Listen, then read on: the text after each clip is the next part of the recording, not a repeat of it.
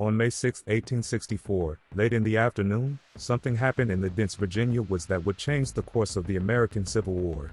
During approximately 17 minutes of absolute chaos, Ulysses S. Grant made a decision that no Union general had ever made before when facing Robert E. Lee.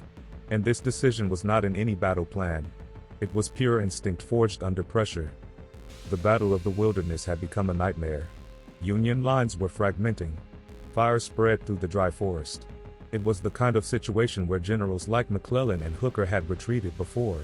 Lee had won entire battles by creating exactly this kind of chaos. But Grant was not like the others. Around 5:45 p.m., news reached Grant's headquarters. The right flank was collapsing. James Longstreet had launched a devastating attack that caught the Union troops completely off guard. It was the classic moment of decision. All previous generals had made the sensible choice at this point: consolidate positions, fall back to regroup. Grant was sitting on a tree stump, smoking his cigar. Witnesses described his calm as almost unnatural. His chief of staff, John Rawlins, awaited the order to retreat. But Grant simply continued smoking. And then, in a voice that showed neither urgency nor panic, he said something that shocked everyone around him. "Prepare the troops to advance at dawn. We will turn Lee's left flank."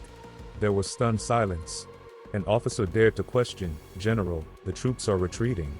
The right flank is destroyed." Grant looked at him with those penetrating blue eyes and replied with brutal simplicity, "Lee has had a hard day too. Let's see who can stand it the longest." In those following minutes, as orders were transmitted, something extraordinary began to happen. Panicked soldiers began to realize there was no order to retreat. Instead, officers were shouting to prepare for a movement in the morning. Not back. Forward. An Illinois soldier wrote in his diary that night, "We have a general now who fights." What Grant understood in those 17 minutes of decision was something deeply psychological. He understood that the Civil War would not be won by brilliant tactics alone.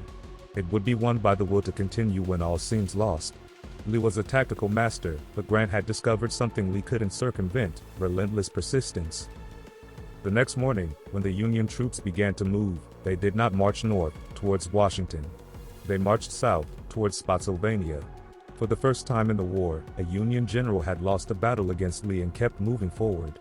The effect on morale was electrifying. On the Confederate side, Lee immediately realized what had changed. He knew his previous adversaries well. But Grant wasn't following the old rules. A Confederate officer wrote, "This general does not behave as we expected. He keeps coming." Historians still debate whether Grant's decision was genius or stubbornness. The truth is he had learned something that adversity teaches the few who survive it, that you are not defined by falling, but by getting up again. Those 17 minutes late in the afternoon of May 6, 1864, didn't just change the Civil War. They changed the concept of American military leadership. What he had was something rarer: the ability to absorb the blow, assess the situation, and keep moving forward. In the following weeks, this pattern repeated. At Spotsylvania, at Cold Harbor, at Petersburg, Grant suffered terrible casualties. But he never retreated strategically. He had grasped something fundamental: Lee could not replace his losses, but the Union could. It was brutal math, but it was the math of victory. What made those 17 minutes so decisive was not a brilliant tactical maneuver. It was the psychological transformation of an entire army. For the first time, Union soldiers believed their general would not abandon them in the middle of the fight. Grant was never eloquent when describing his own leadership. When asked about his secret, he simply said, "The art of war is simple enough. Find out what your enemy is going to do and then don't let him do it." Behind this simplicity was the understanding that war is ultimately a test of wills. And Grant had a will that would not break. 11 months after that afternoon in the wilderness, Lee surrendered at Appomattox. Grant offered generous terms. The man who had been ruthless in war showed grace in victory. It was the same quality he had demonstrated in those 17 minutes, doing what the situation demanded, not what was comfortable. Today, when we study leadership in times of crisis, we return repeatedly to those 17 minutes in the wilderness. Not because Grant made the right decision in the traditional tactical sense, but he made the decision that changed everything because it changed the narrative.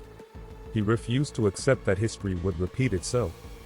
Grant's true 17 minutes were not about military genius. They were about choice.